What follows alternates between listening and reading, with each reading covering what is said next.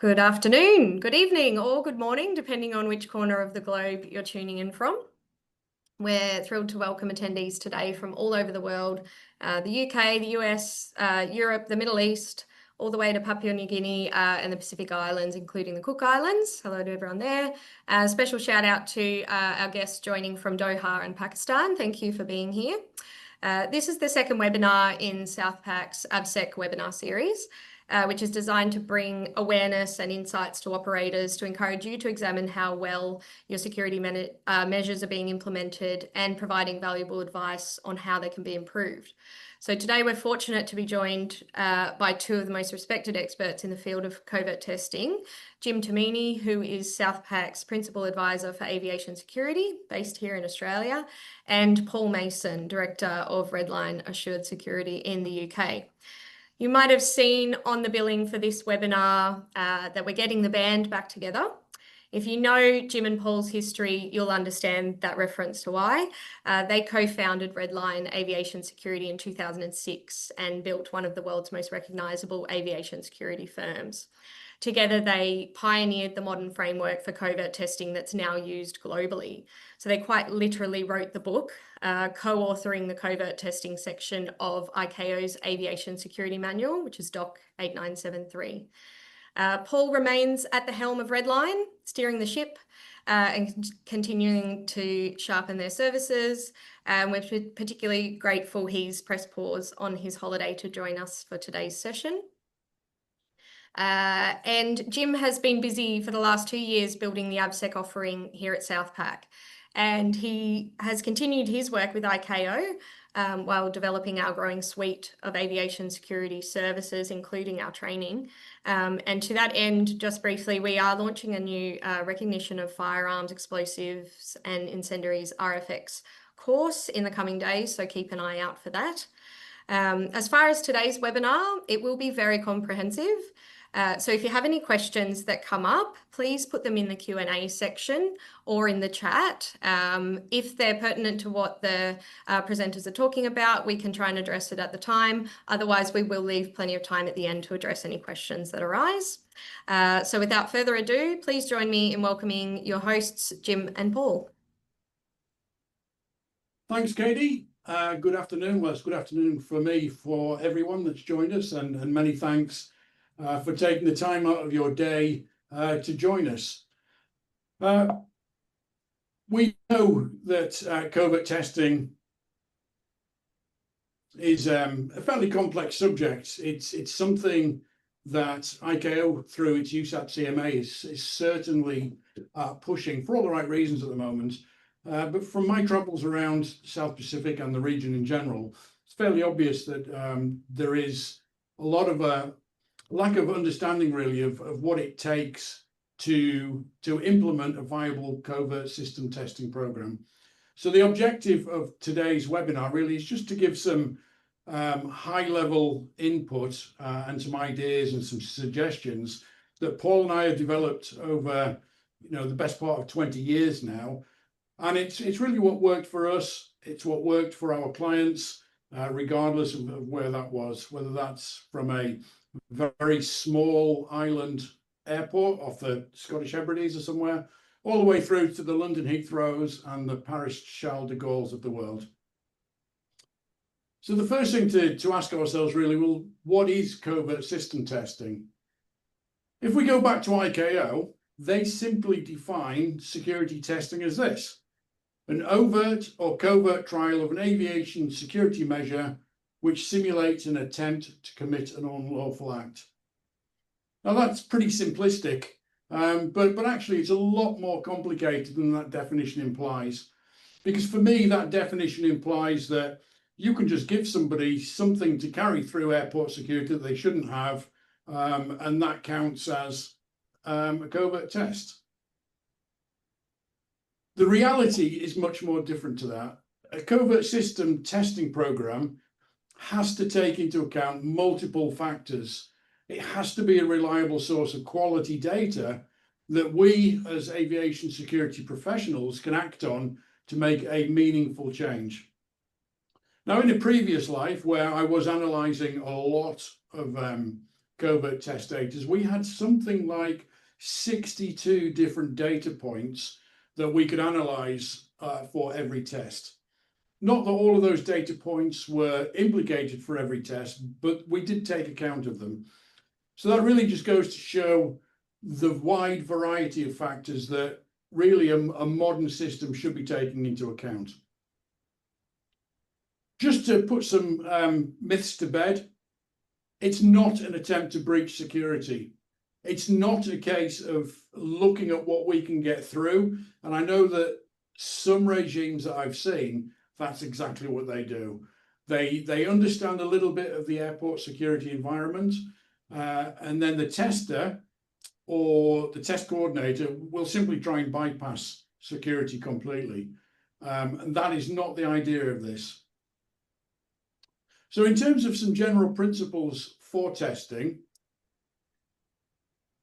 a good covert system test should be designed to test what measures are in place. Those measures will pretty much always fall into one or more of these categories. The first one would be the policy, and at the national level, that will be the NASP, or the National Civil Aviation Security Program, or at the airport level, that would be the Airport Security Program, or referred to as a Transport Security Program here in the Asia Pacific region. It could even be an Air Operator Security Program, but the policy is what we're testing. The second facet is the procedures that we have in place to enact the policy. And these are, of course, well understood as SOPs, or standard operating procedures. So if a test object is not detected, it could be the fault of the policy, or it could be the fault of the procedure. And what we're trying to do is to get away from the cliche of it's always the security screener's fault. And in a lot of places, what we see with a failure to detect, and we'll talk about more of that shortly, the immediate axe, or the sword of Damocles, falls upon the security screener. But we have to look at the policy, the procedures, and of course the equipment, whether that be imaging equipment in the form of X-ray or CT X-ray, or any form of detection, whether that's ETD or metal detection. If the equipment hasn't functioned correctly, the poor screener has no chance. So they can follow SOPs, and by following SOPs, normally by default they're following policy, but the equipment can and does let them down. Quite often we see a failure of equipment graded as a void result. Why is it a void result? The equipment has failed, and we need to understand whether the equipment is functioning correctly or not. If it's not functioning correctly, we need to do something about that. And the fourth area is, of course, human factors, which is the largest group of the four areas, because it includes training, be that mandatory training or any ad hoc training that the screeners have been given. It includes environmental conditions. Was the screening area too hot, too cold? Was there a distraction? Was there some other reason other than policy, procedures, or equipment that would result in the test not being successfully detected? Now, sometimes it can fall into, say, a group of those. Our experience shows realistically, though, that the vast majority of reasons or causal factors fall into one or two categories, and that is a failure by the screeners to follow SOPs, or a failure of the screeners to follow their training, or a combination of both. If it's a failure to follow training or a failure to follow SOPs, yes, the security screener has a role to play in that, but so does the supervisor, and so does the manager. So we want to start looking higher up the chain. We have supervisors in place to ensure that screeners follow the procedures and follow the training. So if they're not, and a test is failed, then the supervisor and or the screening checkpoint manager also has some questions to ask. So I've highlighted some of the negatives there, but of course, in a modern system, the covert system test has to highlight the positive results and reinforce them. So if a complicated test is successfully detected, we need to give the screeners a pat on the back and say, you followed your SOPs. The training was really good. That was a difficult test and you passed it. That's really well done. So reinforcing the positives.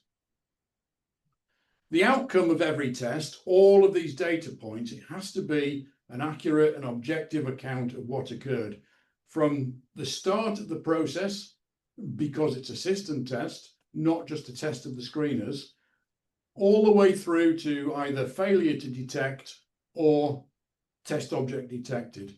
So that if it is a failure to detect the test, we can create a robust corrective action plan, or in the case of a series of failures, a corrective action program, so that we can develop it and manage that CAP through to a successful completion. We've said briefly what a CST is. What it is not, as I've said, it is not an attempt to breach security. Sometimes we do that. We do attempt to breach security, but this is known generally as red teaming or as a vulnerability assessment. But in general, a covert system test is not an attempt to breach security. It's not a targeted attempt to catch out a screener or a searcher. We're not going to put an object or secrete it so well that it's impossible to find. Using the SOPs and the training and the equipment correctly, every single test should be able to be detected.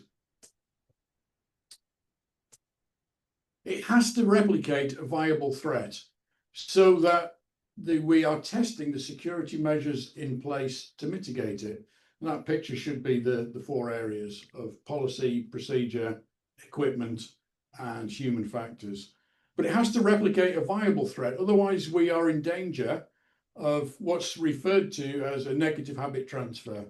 And that is, inadvertently, we're training to do the screeners something that we would not want them to do in the operation. So it has to be a viable threat. And examples of what might not be a viable threat is something that is so big and so obvious, has never been used as a threat, such as a car battery or an old bottle of wine with a ballpoint pen sellotape to it with a cell phone. Things that do not replicate a threat are not viable test objects. The CST has to remain covert until it's declared as a test. Every screener should be briefed as part of your program that they treat everything that they see that they detect as a threat as real until it's declared as a test. And the reveal is something we'll be talking about in just a moment as well. And that is quite simply for the obvious reason that we do not want screeners or supervisors to assume that a detected threat is a test. We want them, and we must have them, assume that it's real and that they conduct their normal SOPs in the event of a real threat being detected until it's declared as a test and verified as a test. So at this point, there's obviously a lot of management and planning around that. So I'm going to hand over to Paul, and he'll walk us through some of the management and planning aspects for a high-level program. Paul. Thanks, Jim. Hopefully everyone can hear me okay. Just like to say, firstly, thank you for giving me the invitation to talk about covert testing today. So good morning, good afternoon, good evening, wherever you are in the world. Like you said, thank you, and it's great to be here. The management and planning of covert testing is absolutely critical. One, we want viable test results, and secondly, we must make sure we don't impact the operation. But the CST program's got to be discussed and agreed by all stakeholders to make sure the integrity of the test is viable, and that particularly where armed security officers are involved, that there is no incident that could put the testers at risk. But ultimately, from the police, the airport authority, the airlines and the airline handling agents, they need to be aware that the testing program is going on. They also need to be aware in certain areas that the type of test, the location of the test, and who will be testing.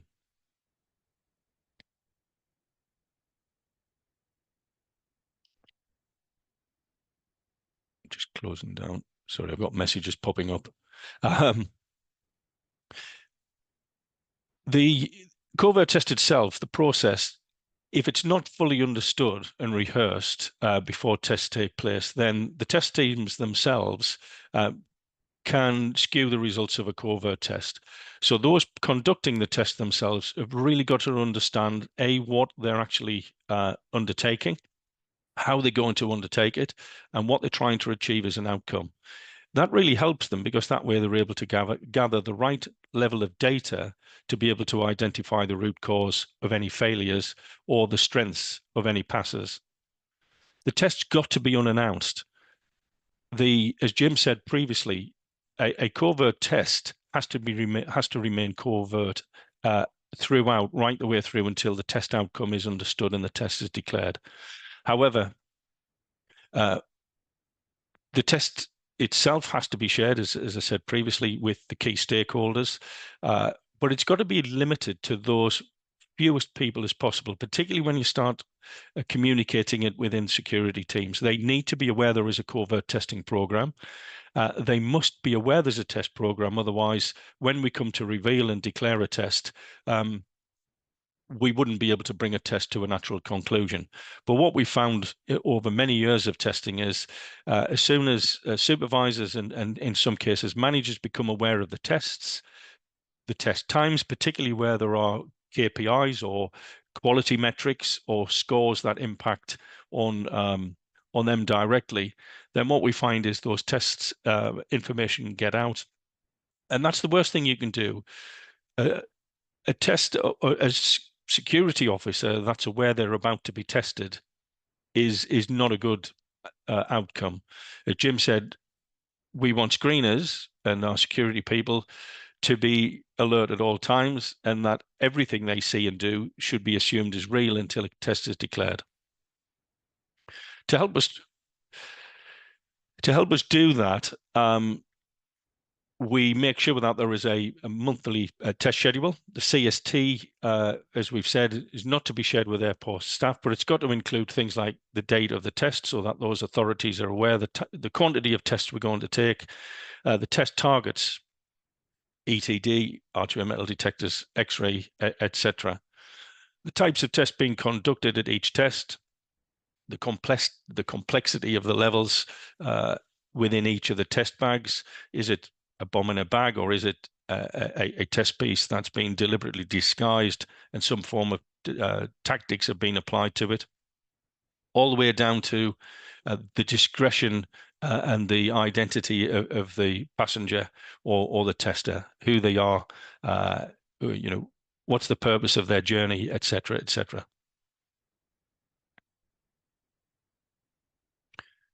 The test control has got to ensure that phone numbers for the police, if you're using authentication codes, are at hand, and that the airport representatives are equally on hand, particularly when we come to declaring a test. The ability to control the test and remove the test team at the end of a test is really important. The gaining access to the relevant test locations, particularly where there are boarding cards or security passes, etc., are in place. Quite often a test may well not be the first access point to the area that needs to be tested. So in many cases, not just the test controller, but the facilitators have got to assist the test controller in getting to the test locations discreetly and covertly. I just wanted to highlight here, one of the questions I get asked a lot when I'm out and about is about the first two bullet points, about the number of test days in the month and the quantity of tests per test day. So on average, we should be looking at, for an airport of around between 500,000 and 1 million passengers, that sort of throughput, it's going to be between 10, 15 and 20 tests per month. We're not talking about one test per month. And on a test day, we should be looking at probably between 3 and 6 tests, depending on the mix of the tests that you want to apply. But typically, so, there are a lot of people out there thinking, 1 or 2 tests per month should suffice. But of course, we need quantity of data as well as quality of data. So when you're establishing your program, you need to think about your throughput, when your peak periods are. That will dictate how many tests you need per month, and then you can break that down into the quantity of tests per test day. Thanks for that.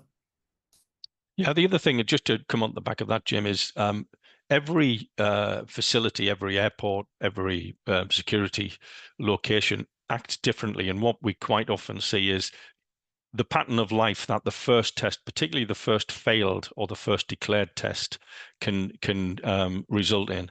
The meerkat behavior of the communication amongst the workforce as soon as they know the testers are in can skew your results. So it's really important that when you're looking at your test data, you look for the anomalies that might indicate that there's internal communication, particularly where you're doing those higher volumes, as Jim has just indicated. Unless the facility is large enough that communication of testers being in the facility can be contained, then in some cases you might want to consider wave testing, where actually you conduct that number of tests in one hit. And that way you get the right data, you get the right unhindered results. But it means any internal communication about secondary or third tests are not skewed.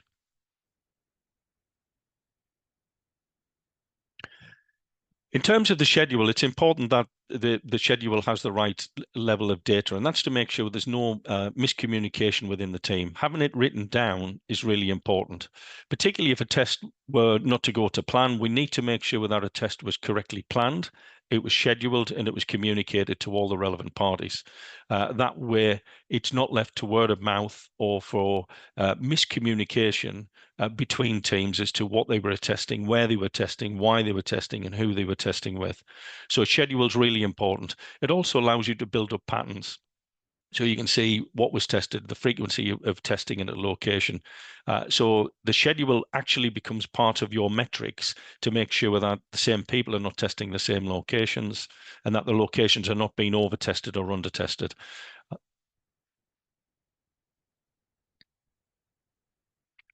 I've already alluded to the fact that notifications and testing, we just dashed on there, and notifications are really important. Whilst the planning can go out for many months, and in some cases you may want to do that, particularly if you've got peak periods or pressure points in the annual calendar or known vulnerabilities, you may want to plan your tests accordingly to events that are coming up or pinch points. But the sharing of the data needs to be communicated as close to the test as possible. So ideally 1 to 2 weeks prior to the test, the test manager should be informing the police and the airport, and that minimizes the likelihood of the nature of the test or the type of test getting out too far and wide within an organization. At the appropriate time and date, we've got to make sure that the number of testers are available. We've got to inform the airline and the handling agents to make sure we've got the right tools, boarding cards, boarding passes, access control points, or whatever it may well be, in order that we can get the tests done. And this is particularly if we're focusing on tests in the central search area. At the appropriate date, the test controls got to inform the testers of the test. We advise that the testers, because of the number you will need, particularly for them to remain covert and that recognition doesn't play a part, they're communicated the day or two prior rather than a week or two prior. But the information they need is really just to make sure they know who they are, where they're going, how they want to be dressed for the occasion, the destination that they're on their boarding card, the location they're going to, because quite often, particularly in a covert test, a good screener will start to question a passenger before, particularly if they're looking at a threat item, will start asking questions of the passenger whilst they're waiting for a supervisor to come along, or indeed whilst they're escalating the threat. So in that, they would be asking things like, where are you going to? And it's really important the tester knows who they are and where they're going. There's nothing worse, and Jim's smiling because we've seen this, where a good screener asked a tester where they were going and they hadn't done enough preparation and they didn't know who they were or where they were going. So there's much more can be brought out of a test than just the detection of the test piece as well. Good screeners can really identify whether or not the person is intended on flying or not.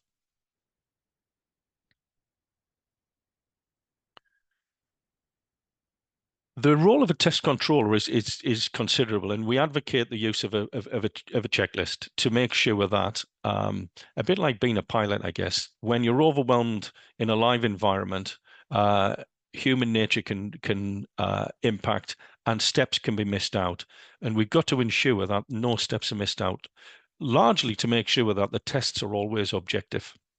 They've been thoroughly planned and they've been thoroughly executed, and that the data is usable in your test program. And for that reason, it's everything that's covered in that list. I won't go through it verbatim, but making sure that all of the aspects from the route to the location, the boarding card distribution and collection process, the types of test we're undertaking, what the test pieces are made of, the location they're in, and what we're expecting the screener to do to clear that test. So we're kind of preordaining what we think or how that test will be controlled and executed in order that we can identify early if things are not going to plan, if we need to avoid or abort the test. Thanks for that, Liam. Some great points there. I'm sure everybody would agree. What I'd like to do now is just briefly talk about some of the covert test protocols that you will need in place to make sure that safe and efficient and objective testing occurs. So Paul spoke a lot about the test controller. This person is your linchpin. So in an appropriate authority, this would normally be a lead inspector or a nominated inspector. And this person really is responsible not just for the coordination and safe conduct, but the overall program and the viability of it. And again, there's a list there. I don't intend to go through it line by line or bullet by bullet, but the outcome of your covert testing program will rely on the professionalism of your test controller. Your test controller really should be a trained person. They should be at the state level, there should be an inspector, so they've got appropriate access to security restricted areas. They should have the powers of an inspector as well, just so that the whole thing runs smoothly. The tester.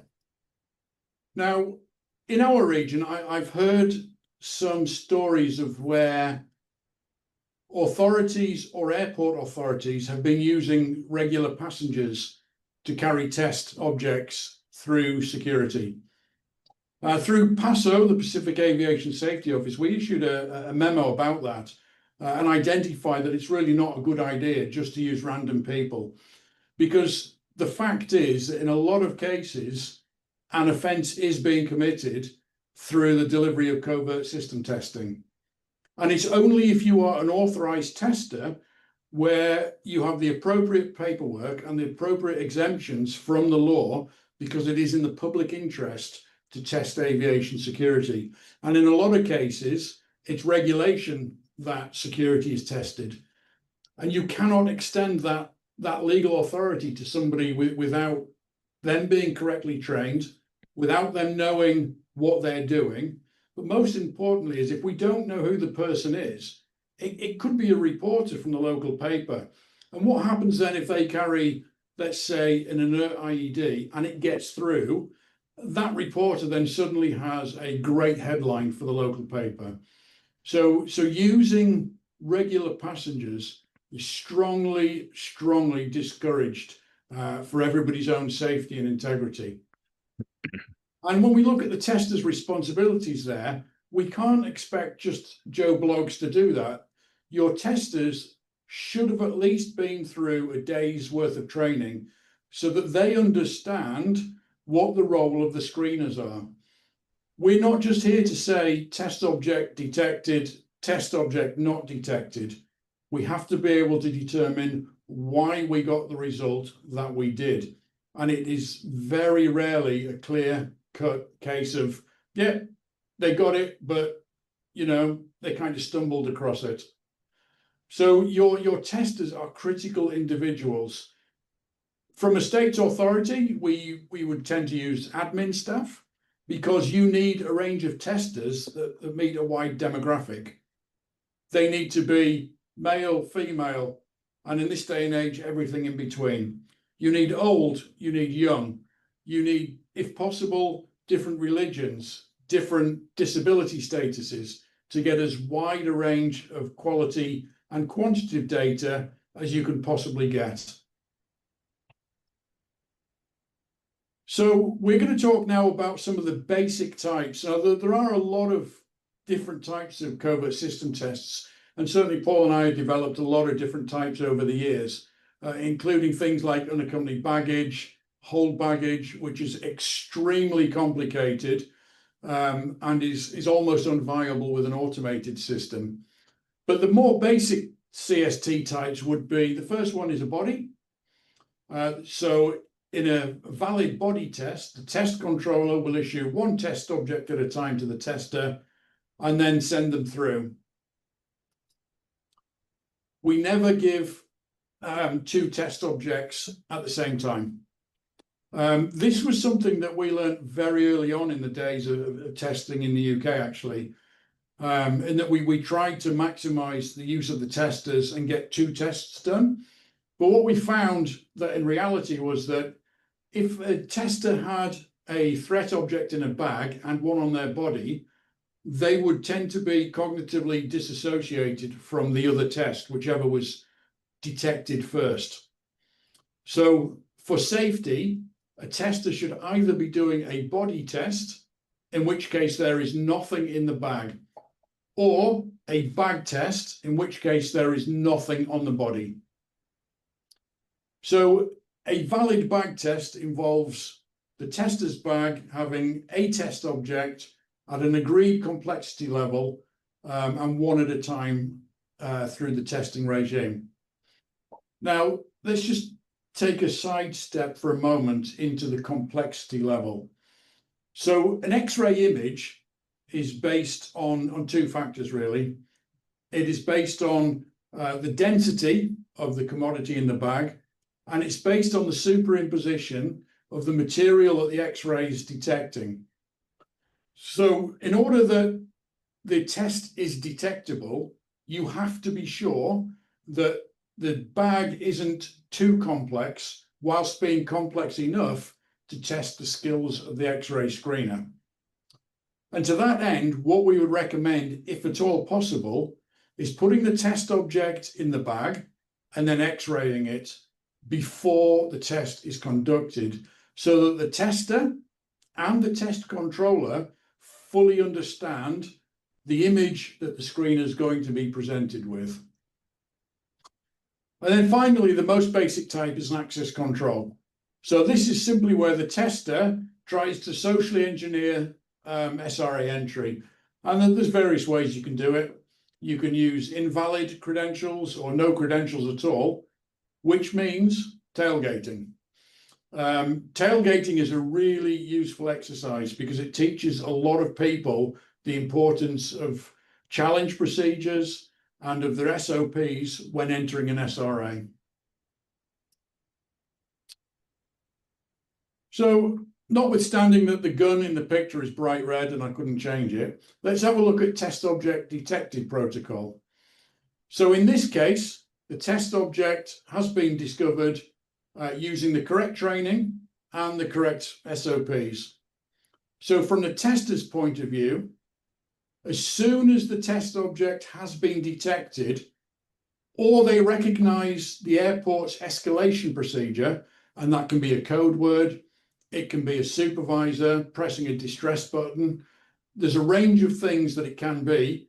That's when the test is declared. Golden rule, your program should never, ever expose a test object to the traveling public. And that's for a very simple reason that, can you imagine a bag searcher, for example, pulling an inert IED out of a bag after a bag search and going, "Oh, it's a bomb," really loudly? Can you imagine the panic that could ensue and the ramifications of that? And as Paul said, if there are armed police in the area, it could get quite messy. So with preventing the test object being exposed to the public, the tester should state a known standard phrase. And this is just an example. This is an authorized covert test being conducted by the Civil Aviation Authority. Please, can I show you my ID card? So if you've got a body test going on, your ID card might be in your wallet, which could well and should well be inside the X-ray. So you have to give notification that you need to show ID. This should be an a standardized reveal phraseology. This should be trained to all of the screeners in their training, so they understand that if they hear that phrase, they know now this is likely to be a test, and it can be verified as a test once a tester has shown their ID card. The tester will then present the ID to the screener as verification that it is a covert test, and then the screener should notify the supervisor discreetly, just say, "Look, been a covert test." At that point, they may wish to take a photograph or capture the image on the X-ray for training purposes. But as the tester, they should never leave the vicinity of the screening checkpoint until the supervisor has been notified and until they can positively identify that they've retained control of the test object. So one of the things that we've seen occur, I wouldn't say several times, but it certainly occurred once or twice, is where a bag with a test object goes through the X-ray and a passenger in a rush claims that bag as their own and then tries to wander off from the screening checkpoint. Now, luckily, in the cases where that has happened, and it has, the testers were well enough trained to say, "Stop, that's my bag, bring it back," and to make enough of a fuss so that the passenger that had inadvertently taken that bag doesn't run away with it. So retaining control of the test object at all times is critical. The tester must never leave the vicinity of the screening checkpoint without the bag in their possession. Absolutely critical. There was a case, I remember, must have been around 2008, 2009, where some regulatory testing was taking place at a major airport in the UK. The inspectors involved lost control of their test objects, and an entire wave of flight departures were delayed until that bag could be recovered. So the second golden rule is that testers retain control of the test object at all times. This is where it can get a little bit interesting with the test object not detected. So if the screener fails to detect the test object and allows a tester with their test object potentially to enter an SRA, there's two possible follow-up actions, and these will be agreed beforehand with the airport authorities. The first one is that the test team remains covert.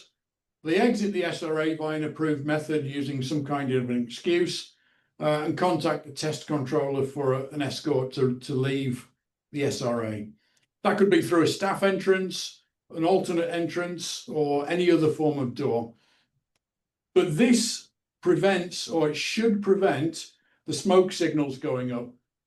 And it assists with the rest of the day's testing in making sure that they stay covert. The second one is obviously to reveal the test, and that is to say, this is an authorised covert test being conducted by the Civil Aviation Authority. Please can I show you my ID? Unfortunately, you've just failed to detect a test object. In that case, you might want to do a debrief and go through the image with them or show them where the test object is on your body so that we all learn from it. So the reveal protocol is, as we've said, the tester notifies the test controller of the failure after leaving the screening area. The test controller should then conduct some form of hot debrief and reports the failure to the supervisor or the manager. So a hot debrief might be something like, there was a test conducted 10 minutes ago. It was a female tester. There was an inert IID in the bag, and you can recover the images. You can scroll back and recover the images. Do you remember the image? And honestly, 9 times out of 10, a screener will say, yeah, I remember that image. And the threat is in the bottom left corner, isn't it? So cognitively, they've seen it, but they failed to commit to their training and their SOPs in escalating the possible detection. And that's a fairly common occurrence. So the tester will reveal their identity. And as I've just said, the private debriefing can include a research of the tester, rescreening of the test bag, and an X-ray image review. And this highlights to the screeners that it's not a gotcha situation. It's not a, I'm trying to sneak something through, because if we demonstrate to the screener that the test object was detectable, if they'd used their training and their SOPs, it reinforces the robustness of the training and the SOPs, and hopefully they learn from it. And it sounds horrible to say, but I appreciate it when a screener that's failed the test gets a little bit upset about it, because it means they've got some professional integrity and they take the job seriously, they want to get better, and they learn from the test. And that's a big win if we can get that to happen. The team will then exit the airport to a pre-arranged location where they will conduct an internal debrief so that the covert testing team, they can go through any issues they had, any challenges, any deficiencies that they may have had in their training, whether the test object had moved in transit, and a whole range of things that the test controller should be able to learn from the testers. If you remember just one thing from this webinar, it should be that data analysis isn't just about the numbers, the passes and the fails. It's about uncovering insights that drive smarter decisions, spark innovation, and shape the future.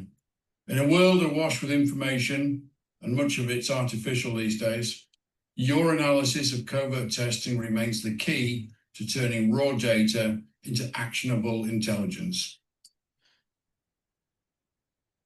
So I'm just going to remember just one thing from this webinar. Quickly back to this slide where you can hear my little spiel there. And Paul's just going to talk through root cause analysis and the complexity of the flow chart, but why it works. Thanks, Jim. Yeah, root cause analysis really is critical. Doing a covert test with a binary outcome, pass or fail, is useful. It is useful that you know security worked or it didn't, but what you don't know is why. Was it a chance encounter? Was it them following procedures? Did the equipment work or did it not? But what it doesn't allow you to do is continually improve. Terrorism is continually improving. It's always looking at ways to exploit security. So that root cause analysis allows us to look for vulnerabilities, even when the outcome is a positive outcome. So in terms of the flow chart, it's really important we understand what the outcome was. Was it fully compliant? And what made it fully compliant? Was it totally non-compliant? So it was not compliant with a serious deficiency, and what caused that serious deficiency. And so we'll go through some examples of those now.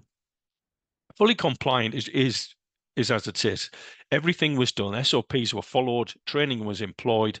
The equipment or the techniques were carried out and executed correctly with the appropriate outcome. It's important that the fully compliant status is, from an objective perspective, understood to be not a chance outcome, i.e.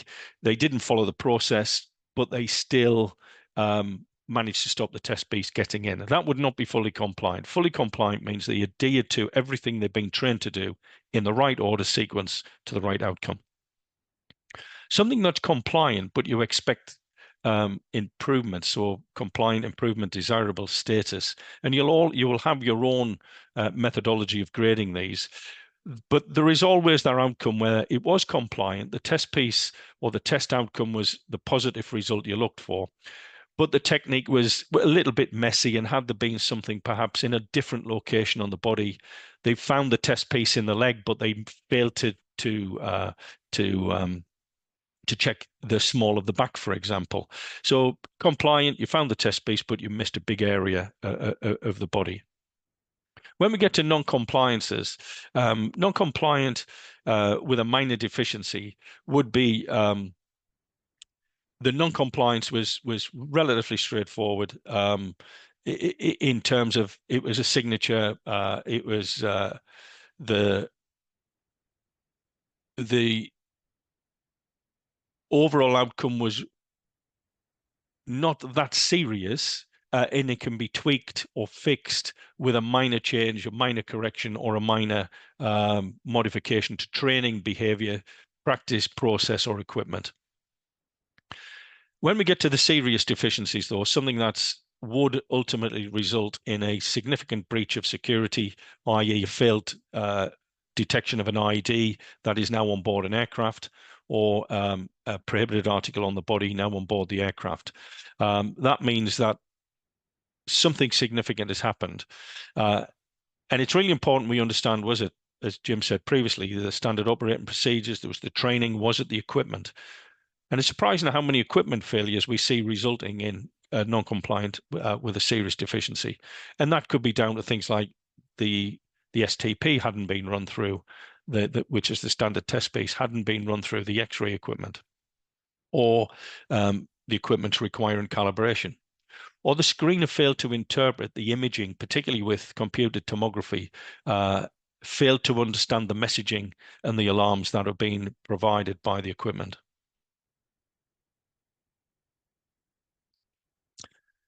The test objects are probably one of the most important parts of testing, in order that we get something to understand the capability of our security measures are being applied, whether that's X-ray or whether that's on the body. And it's also important that we understand that the role, particularly when we talk about X-ray screeners, it's progressive, it's continual, because that's what we're seeing with the threat. The days of the fizzing bomb are long gone past. We're very much into the novel threats. We've seen the meat grinder being disguised as a device. Very recently, we've seen a neck massager with novel components and novel substances inside of them. So it's really important that the test pieces are realistic and relevant to what's going on in the industry. In the case of IEDs, the components have got to have recognition features that the screener is trained it being able to recognize. We carry so many electrical components now, or electrical items on us in our baggage, that the job of the screen is incredibly difficult. So their training has got to be progressive, and the test items have got to follow that progression. It is no good putting, for example, component level recognition tests out when a screener is still struggling with whole device recognition. But it's really important that where possible you use real items like real batteries, real switches, real wiring, and appropriately assessed and tested simulants, particularly where ATICs is involved, and computed tomography has the ability to recognize the substances as explosive grade materials. You may well find that legacy test synthetic simulants will not generate a CT alarm. So what we've had to do, certainly across the Redline test program, is we have a completely different batch of testing for CT equipment. Standard test piece that would be recognized in a 2D ATIX machine will not generate the alarms needed to bring that threat to the screener's attention, and it will otherwise pass through screening. So you need to do some internal testing to make sure that those tests are valid. But equally, because of that, under no circumstances be tempted to use anything that is remotely flammable or can detonate.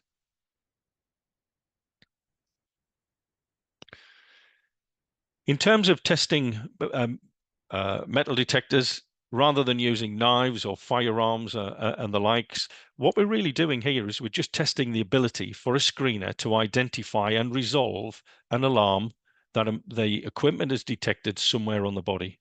That doesn't necessarily need to be a firearm or ammunition or a an offensive weapon.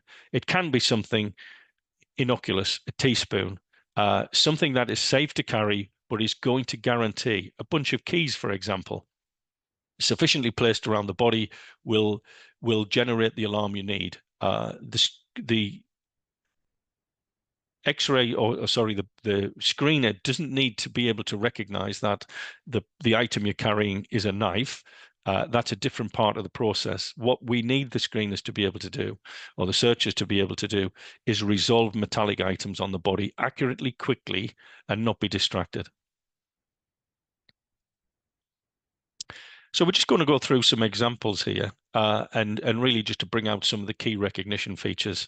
And I'm sure in your training programs, many of you would have come across a range of training looking at things like detonators, the difference between improvised detonators and the commercial detonators. And the telltale marks of a commercial detonator still used today in the commercial world is the lead azide pellet. It's lead, it absorbs 100% of the X-ray energy, so it's going to show up black. Even in the densest of bags, the presence of a lead azide commercial detonator is going to be very recognizable. So it's one of the hallmarks that a screener is typically trained to look for.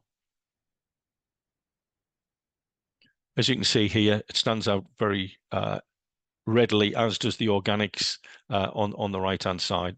And it's those telltales. The lead azide is an eye grabber, but the organics is equally shouldn't be present in a laptop.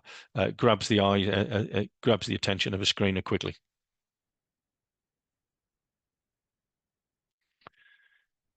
Again, as you can see here, as we start to get more complicated, the orientation of the test item in a bag is also important. The top image, top right, as you can see, the organics could actually be easily masked as part of the plastic and the housing in and around the circuitry. And it's the cross-sectional view that really brings it to light. As you can see in the top view, the lead azide pellet is visible, but is masked with other dense items. But in the cross-sectional view, it's readily detectable. Again, here in both of those views, the presence of a battery and the organics readily recognizable.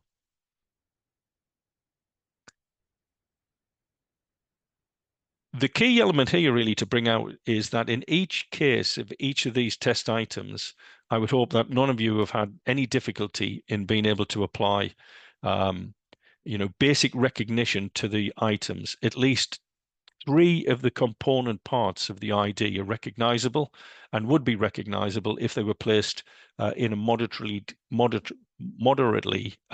dense piece of hand luggage.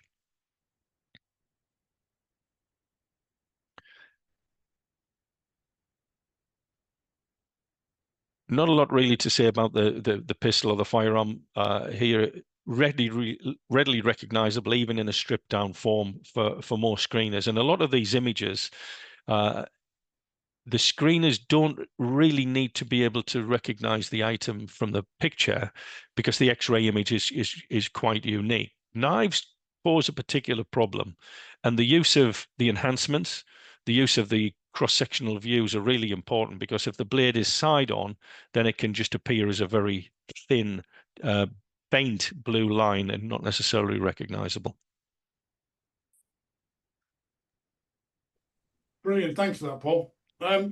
So that really concludes what we wanted to discuss with you. It's fairly difficult doing a webinar because normally we would have a bit more interaction, and this is very much a bit of talking at you type thing. So what we wanted to do now is take up the last few minutes, 5 or 10 minutes, with a question and answer session, because I'm pretty sure that, well, I hope we've provoked some questions in everybody's minds, particularly the regulators among you, or those in airport authorities that are required by the regulators to have a covert system testing program. So I'm just looking at the chat. I can't see any questions coming through at the moment. Katie, have we had any on email? No, we don't have any questions at the moment, but I will say the full recording, if anyone had to jump out early for their benefit, but if anyone thinks of any questions in the meantime, we will have the full recording uploaded and sent out next week to everybody who registered. And certainly Jim has published his email in relation to this webinar, and certainly always happy to take any questions. So if it may be that something simmers up in the future, in the near future, or when you next have your scheduled testing come around, so we can also take questions at any time that arise. Yeah, absolutely. If anybody does have any questions that they don't want to put in the chat, just send them to either me or Paul or to Katie, and we can address them internally. If anybody does want any assistance, further assistance with developing their own programs, be that training for inspectors, training for test controllers, training for testers themselves, development of your documentation, development of a test object catalog and associated test objects. Again, we between the UK and Australia, we've got pretty much the world covered.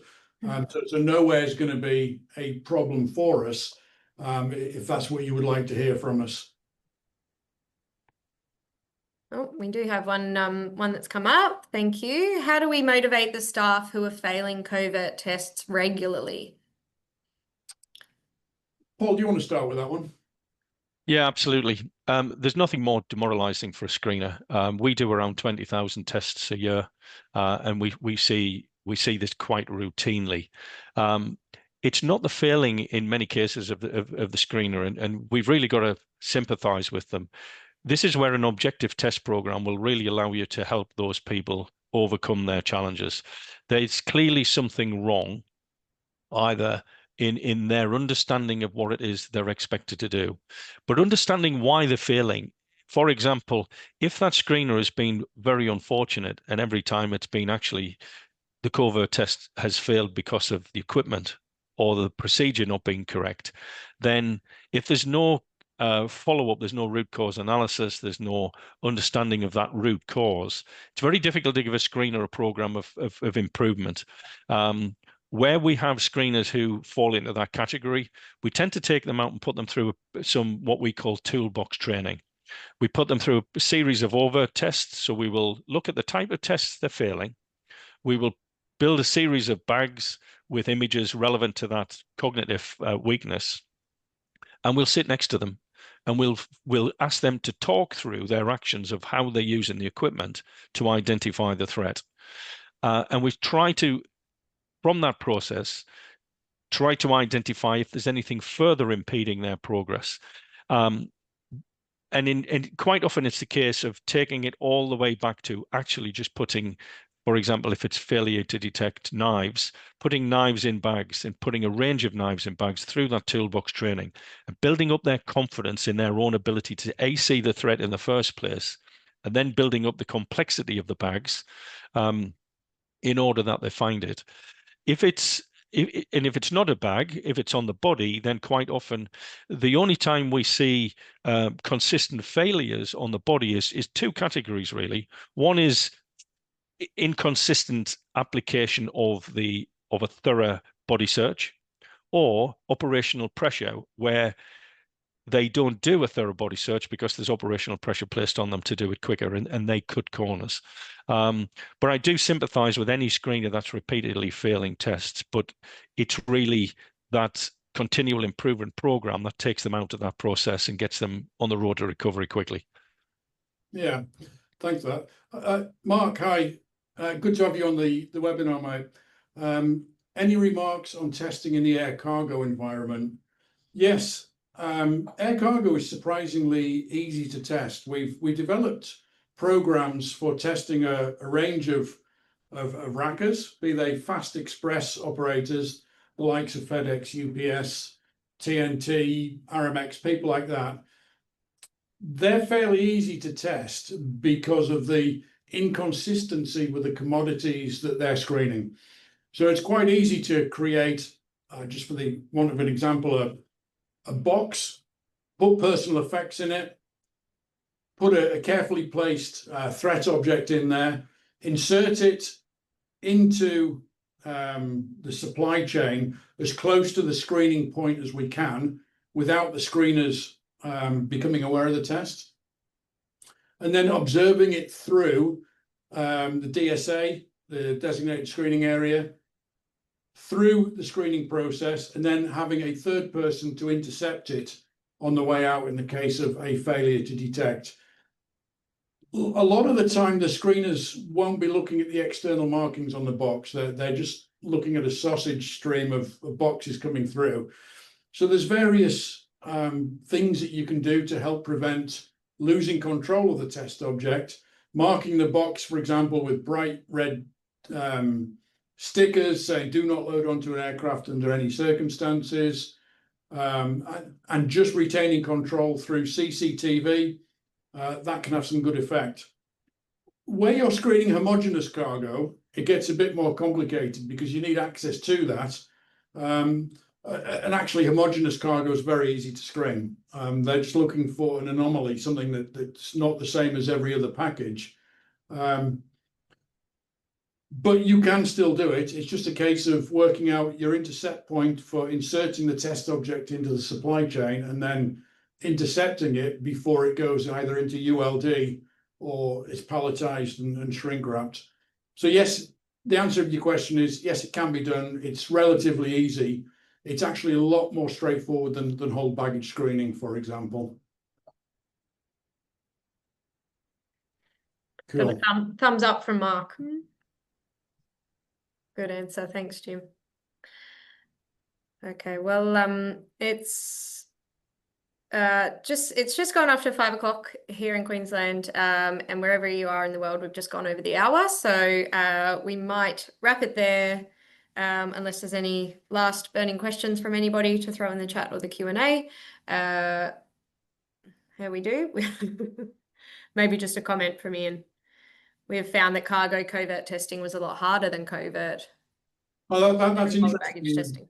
I know when Paul and I were looking at testing of whole baggage systems, especially where they're automated, the real problem was generating an alarm when you have an automated system on it, because you needed an extreme amount of density or something else that would trigger the pushing of the image to level 2. And normally we found that triggering the escalation to level 2 from level 1, that was the challenge that we had. We then found that if the bag, for example, lost its tags, we would lose control of that bag fairly quickly, which meant we had to have intercept points all around the automated system, including the mistracked bag room. And it got very, very complicated. Whereas with cargo, we could have physical presence there without alerting the screeners. Pretty much everywhere we did, whether that was the horseshoe at Heathrow or like a fast express operator like FedEx, UPS. There's just one more in here, guys. Bridget has asked, can you give an example of covert testing for catering? Yeah, hi Bridget, good to have you on the call. Yes, so because of the the security regime that surrounds catering, it's quite difficult to get access to a catering facility without jeopardizing catering hygiene. So the way that we used to do it in various places around the world was by trying to get something into the facility rather than out of the facility and onto an aircraft. So we would test the inbound security in the searching of stores, the storing of secure stores, and things like that. It can be done, but it's like I say, food hygiene is a security measure all by itself. And obviously we can't compromise food hygiene. Ian, that's a very interesting point about simulant explosive. Yeah, I guess that's going to provide the escalation from level 1 to level 2. I'm not so sure if you've got CT X-ray deployed in hold baggage, like Paul said, that's a different kettle of fish.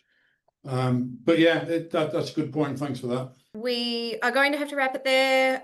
Lots of engaged listeners today, so thank you all so much for those questions and taking the conversations in some new directions. It was really insightful across the board. So thank you so much to Jim and to Paul, everyone who joined from a very different time zone and from all corners of the world. This has been a truly global experience, but it is all relevant, which is great as well. So hopefully you all learned a lot. The recording will be available, so you can come back and refer to any parts again that you may have missed or want to look into further. So yes, we hope to see you on the next webinar, and thanks for listening.